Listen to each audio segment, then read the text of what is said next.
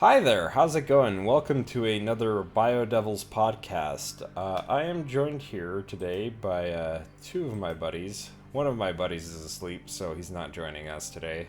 Or maybe he will, I'm not sure. But two of my buddies are here, those being James and Singh. So first off, let's have Singh go ahead and introduce yourself.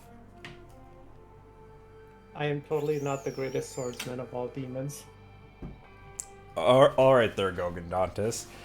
And Singing contest. Singing Dantis, yeah. Uh, but after that, we have Mr. Devil Hunter James. Go ahead and introduce yourself. Well, you already have. They know who it is. I'm like the vet on these podcasts, I swear. Yeah, well, and well, you have me, of course, Mr. BioDevil underscore Dom. We were supposed to have Brandon join, but I'm not sure if he fell asleep or forgot or something. But if he shows up, he shows up. If he doesn't, he doesn't. It's a little too Knowing bad, him, but it's sleep. it's probably sleep. But with that all said, we're here to talk about some Onimusha 2. So, you know, most of you all know that I absolutely love this game, but, you know, you don't know how these two feel about it. And we're just going to talk about it and talk about Onimusha-related subjects around Onimusha 2. So with that, I'm going to start the first question here. How did you first get into playing Onimusha 2?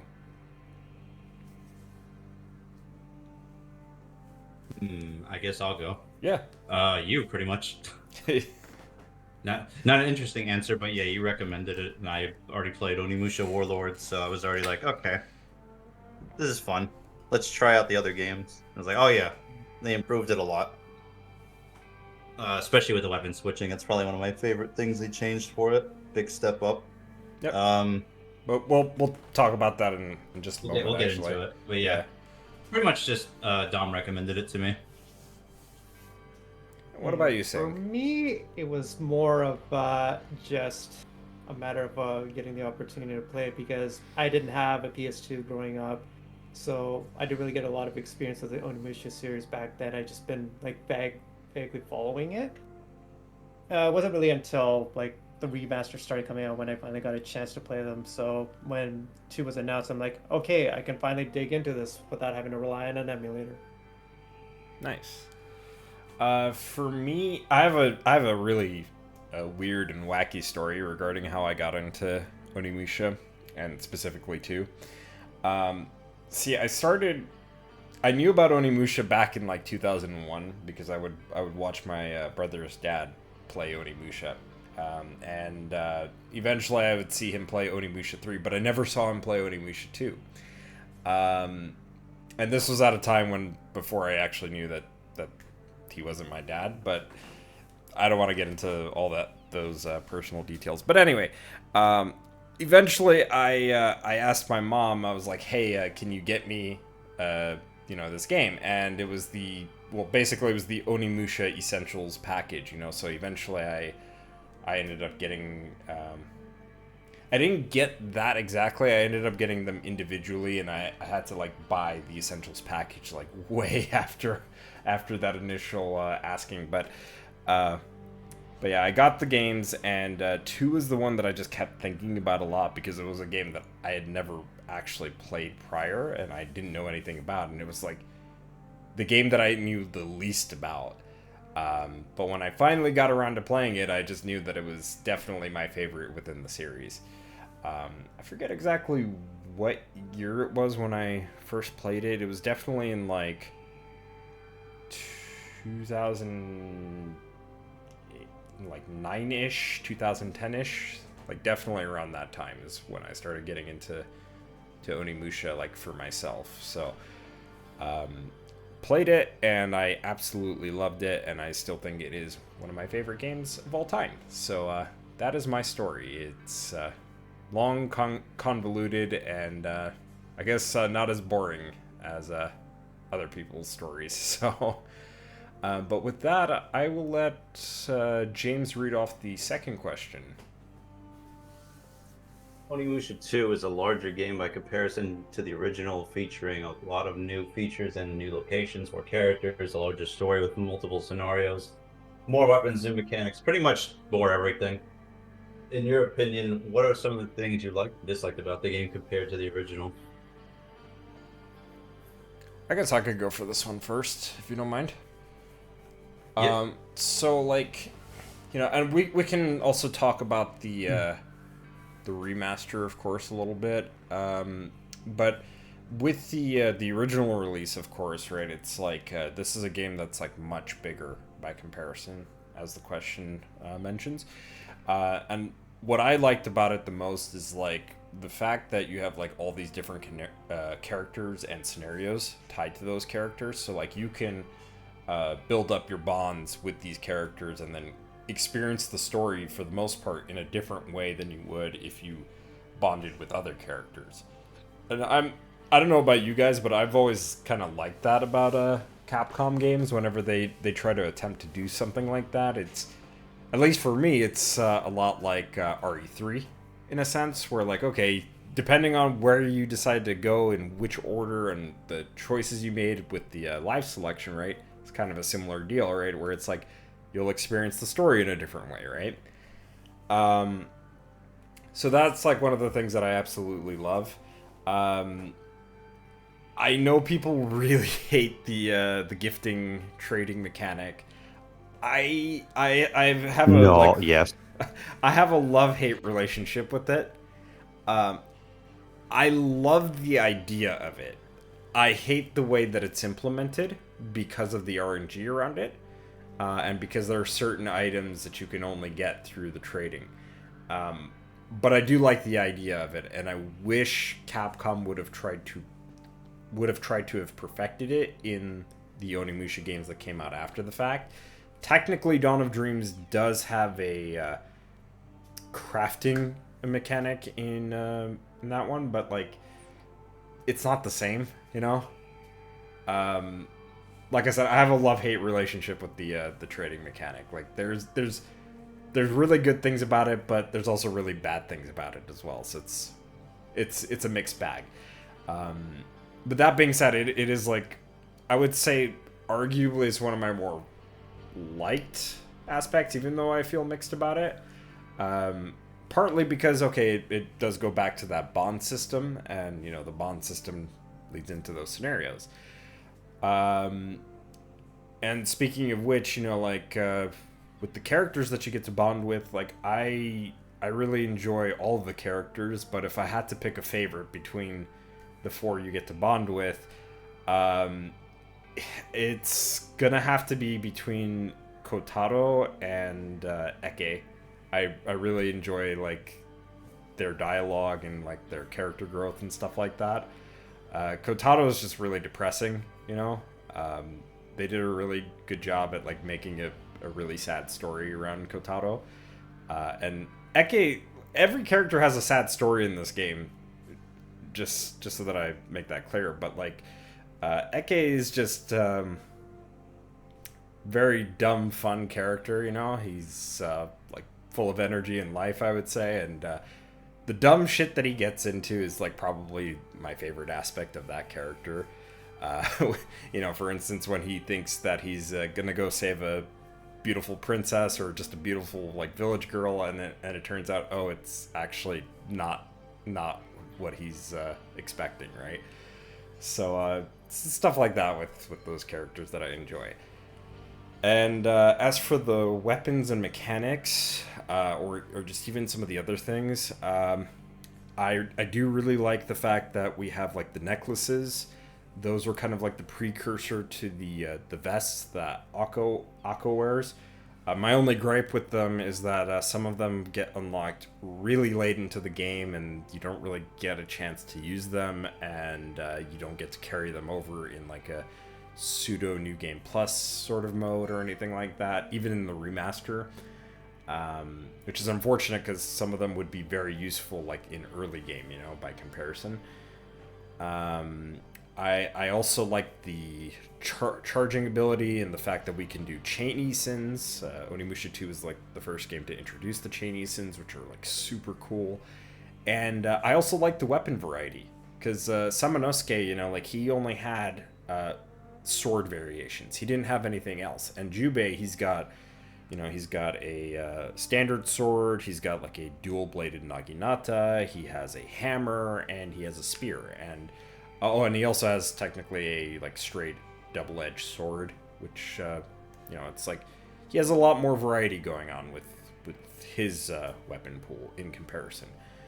So that's like some of the stuff that I like. And of course, the remaster does a really good job at improving some of these mechanics as well.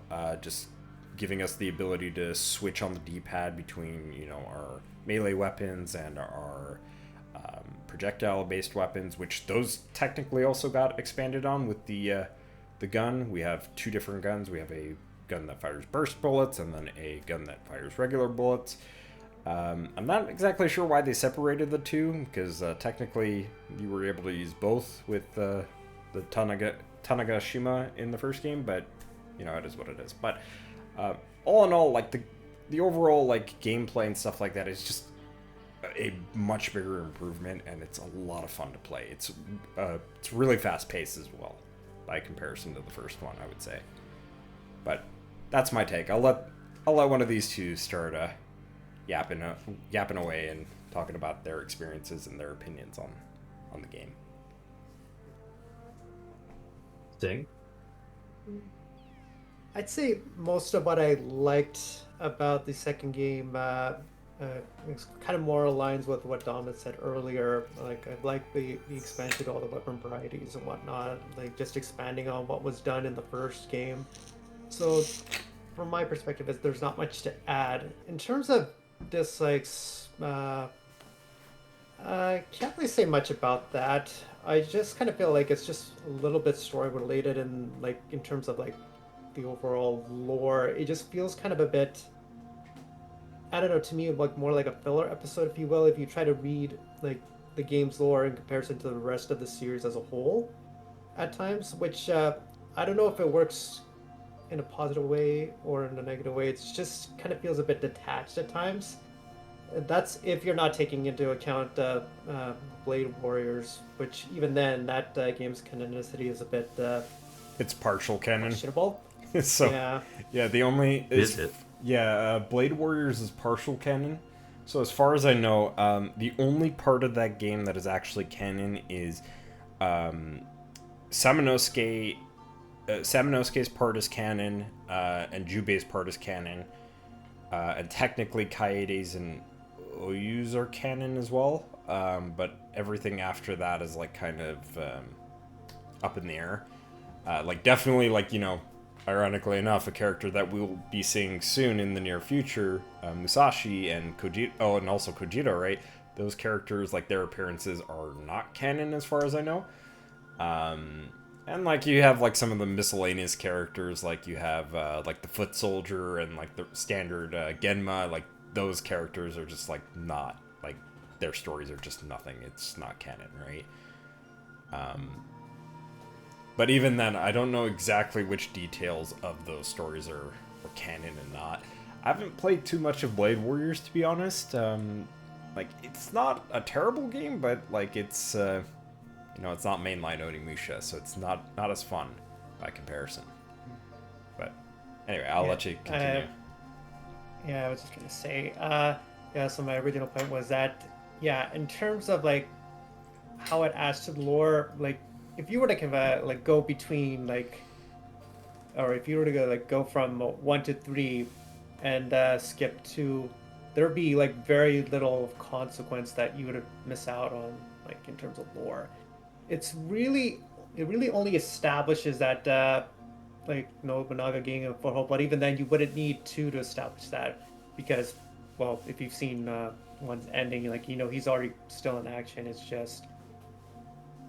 just kind of gets a little bit more detail to that, but again, not exactly a full consequential thing. It's really only until you get into Dawn of Dreams where it establishes, yeah, the Yagyu clan was a thing, so it would make sense in that part. But if you're going from like 1 to 3, you wouldn't really miss out a whole lot or two, and that's kind of like, there's there's like subtle like references via notes regarding 2. The main thing is also just the fact that it was like, okay, what the stuff that happens in 2 essentially sets back Nobunaga, because he was going to be doing that stuff anyway by that time, but it sets him back. So, you have to remember, like, between the games, it's like, between Onimusha 1 and 2, it's like a 10-year gap.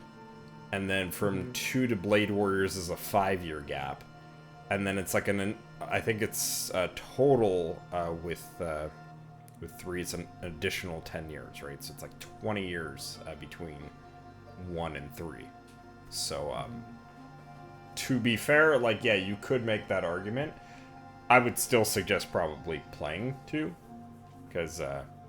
I'm not disputing, like, being able to play 2. I'm just saying, like, from a lore perspective, you wouldn't really miss out a whole lot. But in terms of, like, gameplay and whatnot, then, yeah, it would be hard to miss because, like, we've already established that it does add a lot to it. It even brought up a bit from even Genma Onimusha in regards to how it handles, like your magic attacks. So whether, like before, you would just simply get the max charge regardless of what you did. But with Genma, it introduced, like, the charging aspect of it. So just to give it a bit more balance. Yeah. And then, of course, it actually does something that the first game didn't do, and actually gave us a playable segment with an Oni form. That, or at least a true Oni form, if you will, in regards to like an actually, yes, both pseudo and true forms. So, you are right in that regard. Actually, and since you brought it up too, and that's like one of the things that they ended up improving in the remaster was because in the original you'd have 5 purple souls and you automatically use the form, but in the remaster you can actually set it to either do that like it did in the original or make it work more like Onimusha 3. So, which, thank God, by the way. Yeah. It really sucks to blow the resource when you don't want to. Yeah. So, but I don't know if Singh has any more to add to this, or if James wanted to pick up from there. Not much to add on my end, so I'll let James have his role on this. I don't have too much myself. You guys kind of covered most of it, but I can talk in terms of the remaster. The backgrounds to me look pretty good in terms of things I liked. Like, I know we have this dispute with the AI upscaling stuff a little bit, but I thought for the most part it did. Like, I didn't think it was terrible, but it could definitely be a little bit better. We'll get into more of the remaster as well, because there's a question later on. But if you just want to talk about, like, you know, the overall experience. Overall experience, I'm trying to think, how would I put it? Most of the game is pretty straightforward, and I do appreciate that. I got more lost in the first game for some reason. I generally think it's a much better game than the first game. Not that the first game is bad, but it's just, 2 is just an upgrade.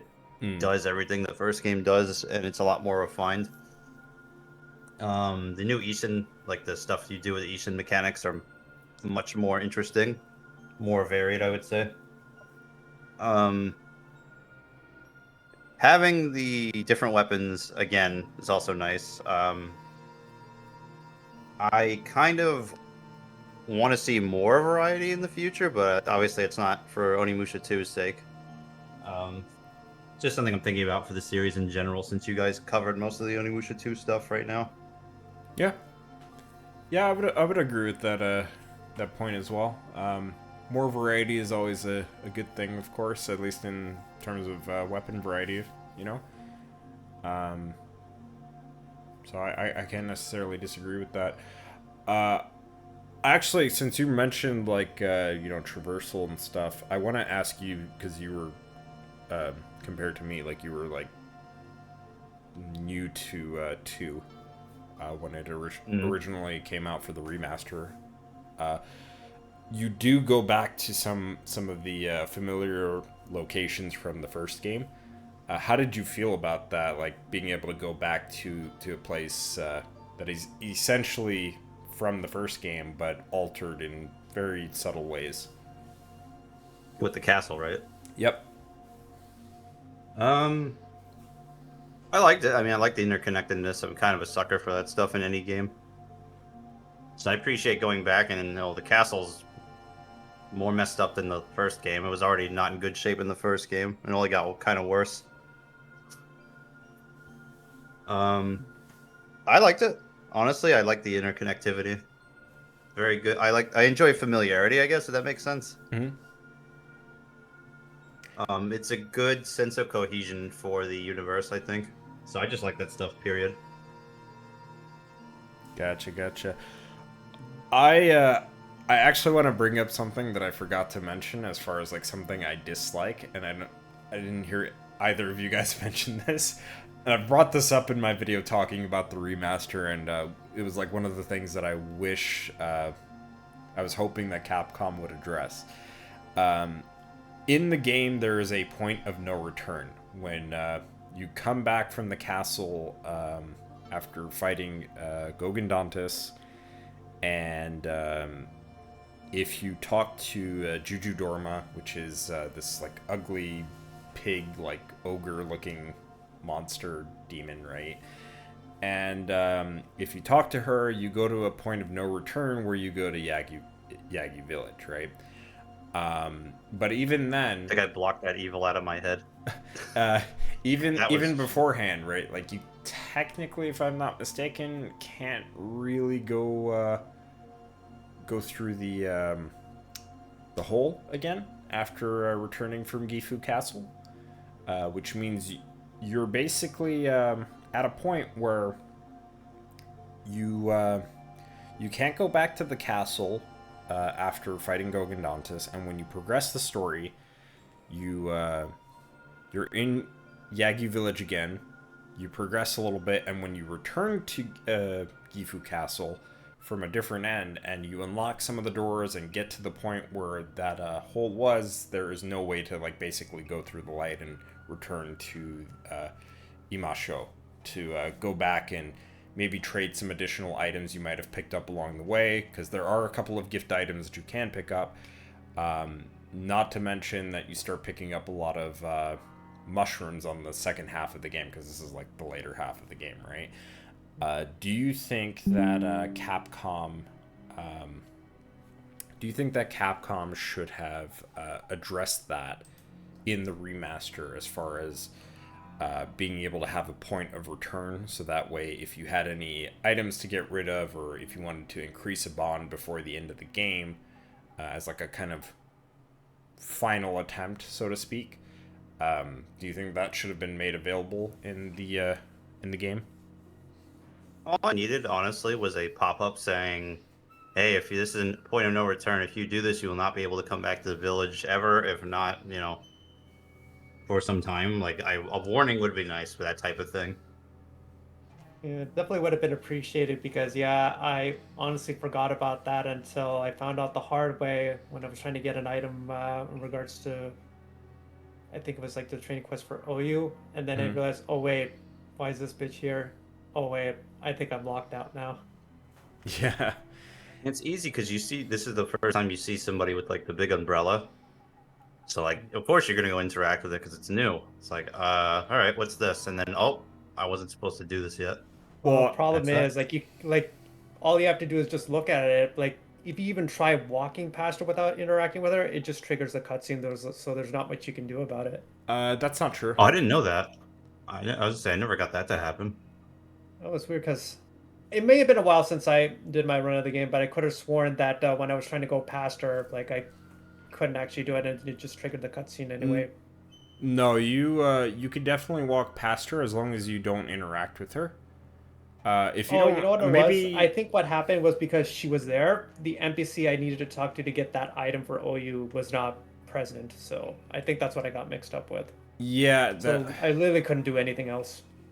Yeah, there's there is the side quest stuff. I want to talk about that in just a moment, but like, yeah, you can avoid talking to Juju Dorma. The thing is that prior to doing that, if that's your first time playing the game literally teaches you, oh, talk to the NPCs because they might have some items, right? So you're going around trying to talk to literally everybody, because like, keep in mind, like my first time, I didn't even know that some of the NPCs had certain items. at certain points in the game, because that's another thing they don't really tell you, is that certain items only appear in certain parts of the game, or in certain parts of the story, I should say. And then certain items also have expiration dates, or they age as you play through the game, right?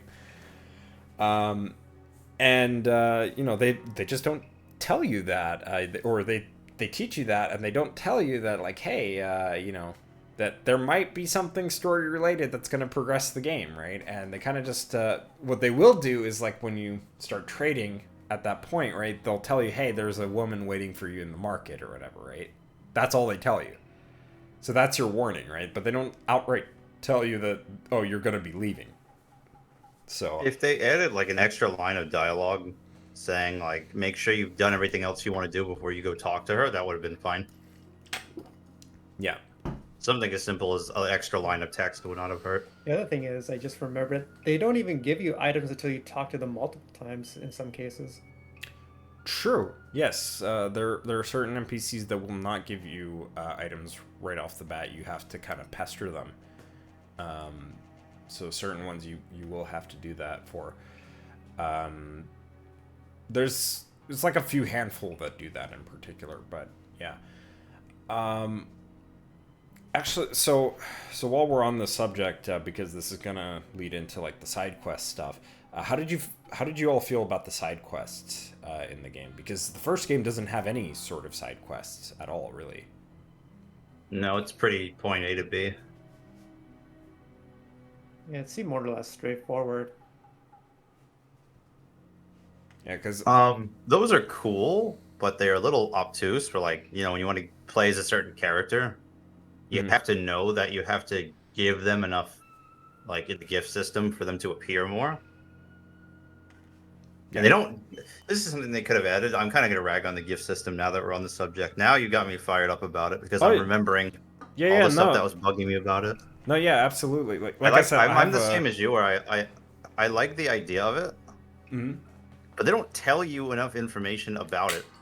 I had to use like an external guide just to do it properly, and I'm like, this is not a good system if I have to get outside sourcing just to figure it out. And on top of that, the game doesn't really... Oh, sorry, go ahead. Yeah. No, you're good. No, on top of that, the game doesn't actually tell you this, but gifting to one person can also technically lower the approval rate of the other characters in a small rate. I know they did that as a failsafe so that not everyone gets maxed out at once, but yeah, it does kind of throw things off if you tend to prefer one character over the other. Yeah, I was gonna say, imagine the plight that I was going through regarding the gift system, because I played this before the remaster, right? So the guides were not up to date, and they were very obtuse, and some of them were, I don't even know if obtuse is the right word, or like very obscure, right? And they were very like inconsistent and inaccurate guides. So it wasn't until the remaster where the guides were up to date. I mean, this is something that I mentioned all the time. It was like, finally the trading guides are going to be more like consistent, because people are going to be playing this. I had to send you one. Yeah, the fact that he send you like a new one. Yeah, the fact that James had to send me a new one with information that was like more accurate and more consistent compared to the ones that I was using, right? Like, it says a lot. Like, and keep in mind, I've been playing this game since like 2010, so like, it says Thank you, lot, Onimusha right? Reddit. You guys are the best. But so we so it is there, right? But it does go back to that thing of like, yeah, it's a really mixed system, because if there weren't like certain items that were tied to getting like, oh, the best item in the game, for example, like the black necklace, right? Which, by the way, is like something you get towards the tail end, right next to the blue necklace, is one of the last few necklaces you get in the game, towards the tail end. And or it can be, at least, right? Depending on your bonds. And it's like one of those things where it's like, oh, but you need to get the 3 fossilized stones, but in order to get the 3 fossilized stones, you have to trade just a bunch of stuff, and it's at any point you can randomly get it, right? There's no guaranteed way of getting it.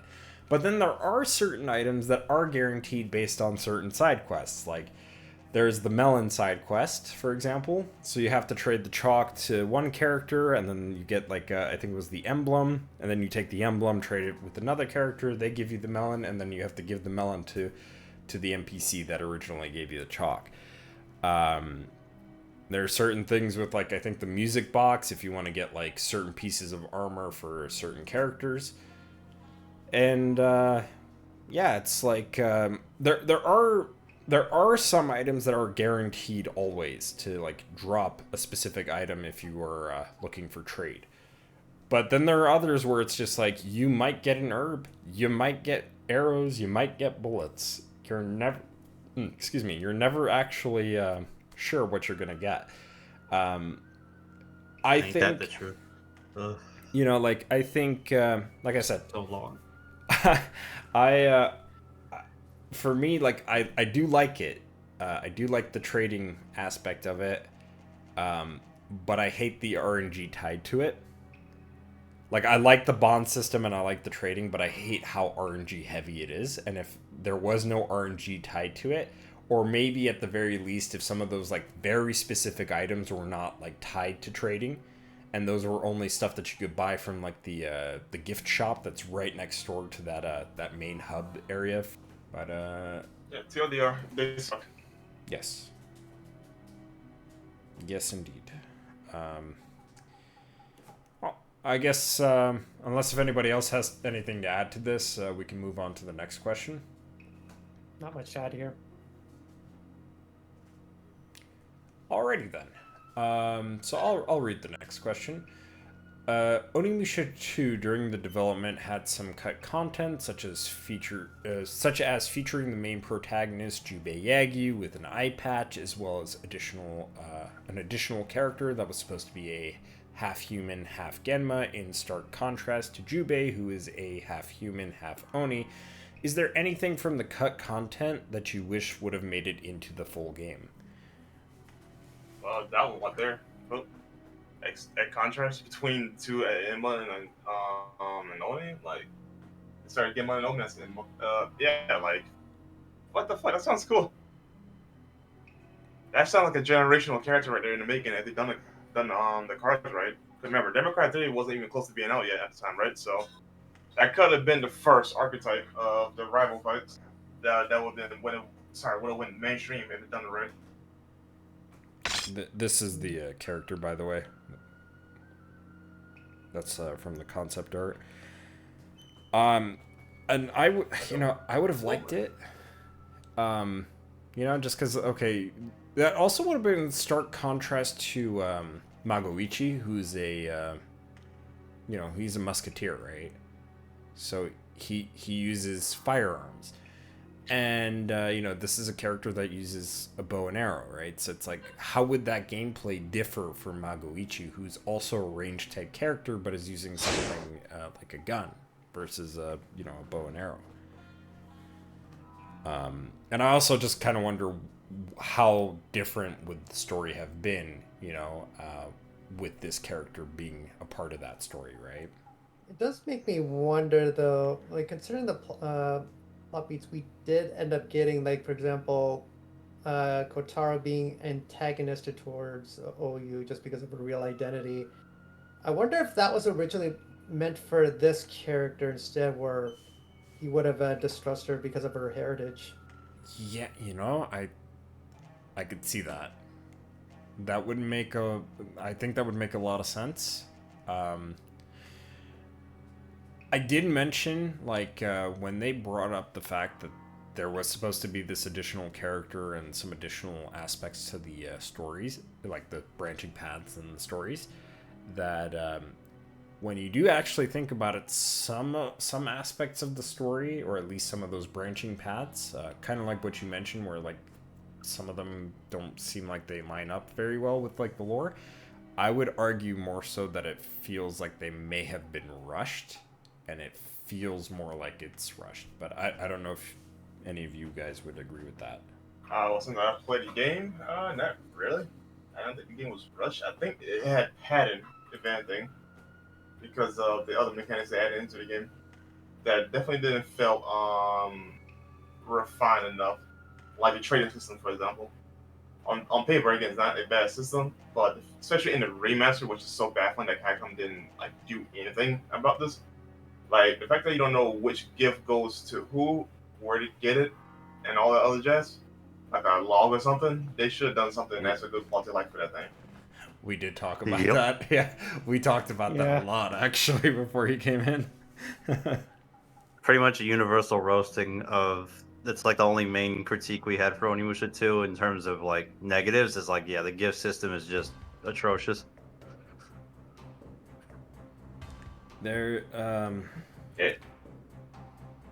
there's a lot of different designs for the characters too. Unfortunately, the internet is not helping me because nobody's posting the concept art from the actual like in-game concept art menu. But there's like a lot of different concept art designs for the characters. I really like a lot of the alternate costumes that Jubei had. He has a lot of cool different like alternate armors and stuff like that. Like a really cool like I think it's like a black and gold armor scheme, and there's also like a green one. Some like this is like really cool stuff that they just did not put in the official game that I really wish they would have put in, because one of my main critiques about this series as a whole is that I dislike a lot of the alternate costumes that are in the game in the games. I think Dawn of Dreams, ironically enough, as much as I dislike that game, has the best alternate costumes because you know they're like cool looking Street Fighter costumes, for example, and some in reference to like Chaos Legion, but we won't get into that. But you know, it wasn't until the remaster for 2 where we got the Samanosuke costume for Jubei through save data transfer, and that, in my opinion, is probably like one of the best costumes. So I really wish they would have tried to gone out of their way to at least look at those concepts and maybe put those in as alternate costumes for not just Jubei, but also for the other characters that might have had alternate designs. I'm surprised they never included that prototype trailer for 2 that was originally in 1 that got cut from the Remaster for obvious reasons. I thought that would have been just a neat little bonus. Yeah, I think that would have been cool. I think that had they included that, that would have been a nice like a little Easter egg. Like, hey, look at this thing that like this is what the game was supposed to be like, at least when we officially unveiled it, right? I'm trying to take like some screen caps here. I have to take this off of like a video, but like even like OU has like interesting concept art like that's like not her design, but like, hey, this is what she looks like, and she looks kind of cool with these alternate costumes. Like, I really wish this was in the game. Oh, that's She looks like Well, a she Soul looks- Calibur character. Yeah, she looks like a Western woman rather than a Japanese woman, honestly. Yeah, I don't know if she's concept art though, but she looks way too Western. Well, to be fair, she does wear Western armor and uses a Western sword, so Well, not just the armor though, it's literally just her whole aesthetic though. Like, if I didn't zoom in, I legitimately couldn't tell that was Japanese. yeah. This, oh yeah, there's I found the one for Jubei, by the way. This is the one that I was talking about earlier. Like, this looks so fucking cool. Like, why didn't you put this in the game? Like, in the remaster, like... Yeah, that looks so cool. How about no?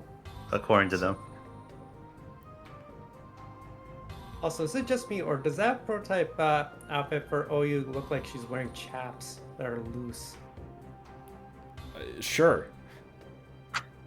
Yeah, it kind of does. Like just from that thing, on her back. Oh, the cloak, or whatever. Yeah, it looks like she's wearing chaps. Yeah, except she's missing half of them. Hey, look, that's the best part. Oh yeah, and by True. the way, that character that got cut, you know, because I'm skimming through this really quick, but like, they had a demon form too, so I'm assuming they probably would have had a similar mechanic for her gameplay. You know, where if Jubei can turn Oni form, what about this other character? Can they turn into Genma, right? Like some missed Yeah, opportunities. now I'm wondering there. if she would have had like some sort of strong relation to Gog and Dantes based on how similar they look. Mm-hmm. I think Low-key looks like Aki. I think like this is one thing we could definitely do in the future. Just talk about like not just Onimusha 2, but all the games. You know, like what was supposed to be with these games and what ended up happening. Like in terms of like what we got, right? Because I do think this is like a very interesting subject of like, you know, these games like in their concept phase are very different from what they end up turning out to be, right?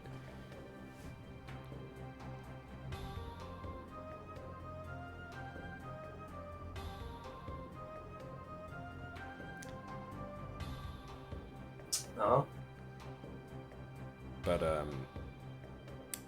yeah, I think the main thing for me is like, yeah, like I said, the character, some of these alternate costumes, and like I think this stuff would have been cool. Like that's what I would have wanted to see.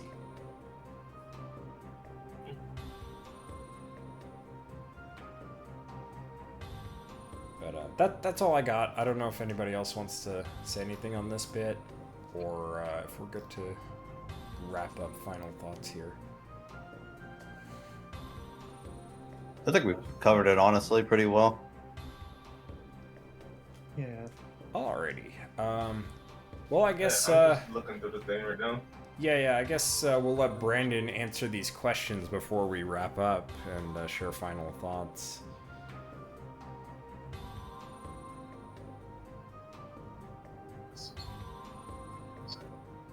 I'm gonna answer this question real quick, and then I'm gonna start from the top again. Like Onimusha Warlords, which was outsourced to Neobarts. You know, I gotta give credit though. Neobarts is not a necessarily bad company. You know, I'm surprised Capcom just haven't bought them out yet and let them do stuff, right? But I do find it funny how whenever another company makes a mistake on their properties or whatever, Capcom takes it back and do the stuff themselves. Because this happened with Mega Man Legacy Collection. The very first one was this 1 to 6, I believe. When the second one came out, that's when Capcom started doing all the Legacy collections themselves, and the improvements and quality of life is noticeable. Not quite. I think 2 was outsourced by a different company. I just don't recall what their name was because I don't think they really did anything else. And then with the X Legacy collections, it was like a mixture of a couple of outsourced companies and Capcom themselves. Yeah, I know. Like with that one in particular, though, like that one had more hands in it, though. But my point is that Capcom was getting their hands dirty with the stuff themselves. Mm-hmm. Especially when you Yeah, speak they were of a bit X more Collection, hands. though, right? You remember how that game, that collection had issues of input delay, right, compared to their original versions and other collections like the one on PS2. Well, because of the emulation, right? Yeah. Now, fast forward to Zero Collection, they improved that and went on native hardware instead of just emulation again. Like stuff like that. Like I like Capcom is actually improving on their mistakes with their remasters when they're actually get their hands on it or just outright doing it themselves. Yeah, I know with that first collection, yeah, it was obviously rough because it was like strictly emulation, and then with Volume 1 of the X Legacy collection, that had a similar issue, although much worse in that case with the first 3 games. But yeah, generally with Capcom, they tend to do a lot better when they're a bit more hands-on with stuff than as opposed to letting them like outsource completely. Yeah, unfortunately, Onimusha 1, was a pretty damn good port, all things considered, right? But like I'm sure the upgrades on the RE engine, because I haven't played 2 Remaster yet, so like.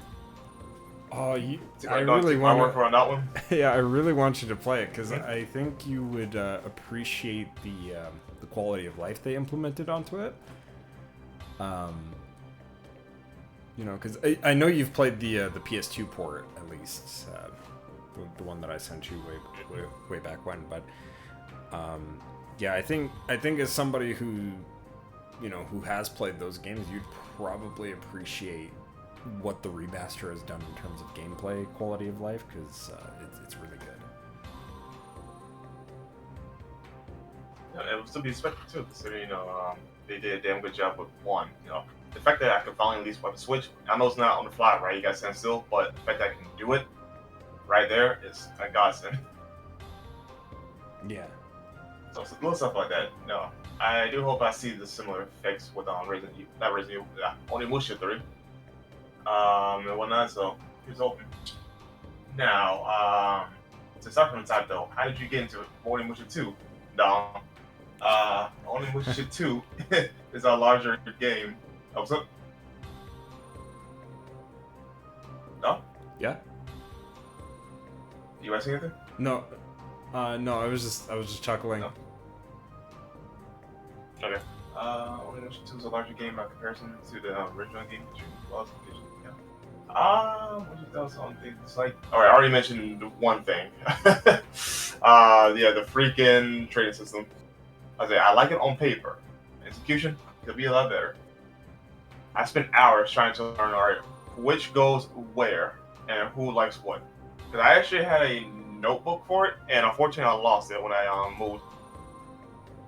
I think I got tossed out by accident, but oh well. Thankfully, the guides are way up to date these days, thanks to the remaster. So, that is good. Thank you, peasants. And I was mentioning this, but I guess you can, talk about how you feel about this. But like, certain items you find after the point of no return, and I did criticize the fact that there is a point of no return. And it's a little too early in my opinion. I wish it was later in the game. Especially because you literally do go back to the castle at a later point in the game. I'm guessing because they want you to just go ahead and go, just get to the game now, because like you go to some pretty weird locations right after you leave the hub village, right? So I guess it does make sense, but I do agree, like the way they had the game structured, it's way too early to get to the point of no return, right? And then to get items, while you still can give items to your comrades when you run into them, because that's still a thing, right? You have to make sure you have the comrades that you want to give them the items to, Yeah,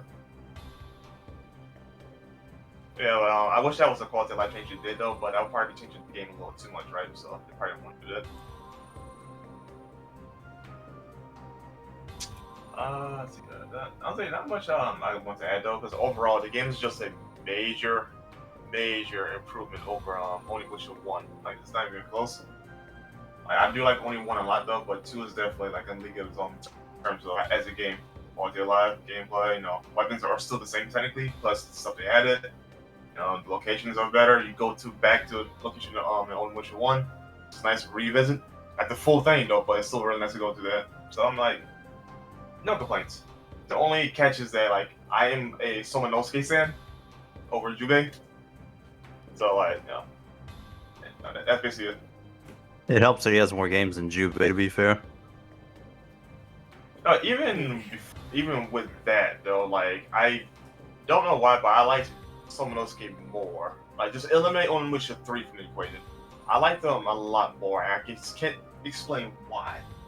Because arguably speaking, Jubei has more. I want to say personality, just more dialogue over Somanosuke compared to only 1. Now, if you factor in Onimusha 3, though, like things get a little wild for the character. Bro, skydiving off demons and stuff. I'm like, yeah, this guy's cool.